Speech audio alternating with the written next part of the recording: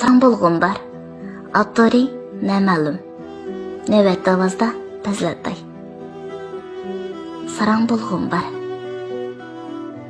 Nima bo'lasan deb so'rayotgansan? Sarang bo'laman. Bir kun bo'lsinmi? Kulkilikmikanman? Ahmoqmikanman? Hayron qilyaptamsan? Angla. Saranglar o'ylig'ini deyalaydi. Xohlagan yerga bora oladi. Xohlaganni qila oladi.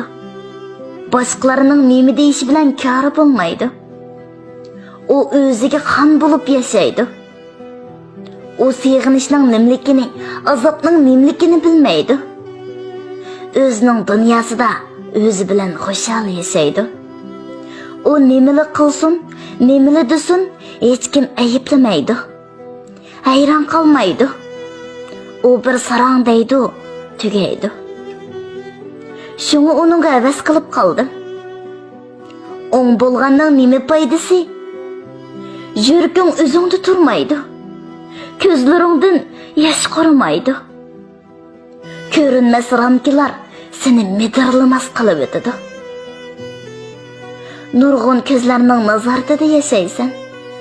Xalqingni qila olmaysan. So'zliging barni so'zlay olmaysan. Ichingda yig'laysan, teshingda kulasan. Chandurmayman deysan, lekin charchaysan. İçin tutuldaydı. Biri gilingni bo'g'ib olgandek. Şunu deymengu bir kun bo'lsimi sarang bo'lib olib, o'ylig'inimni deb olay. Qadamlarimni xohlagan tarafga qo'yib beray. Berishni xohlagan joylarga borsin. Azob berganlarga rahmat desin, xohlagancha varqir. Ovozimni qo'yib etib, ichim bo'shig'icha bir yig'lab olay.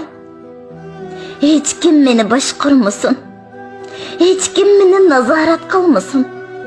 Hiç kim beni kuzatmasin.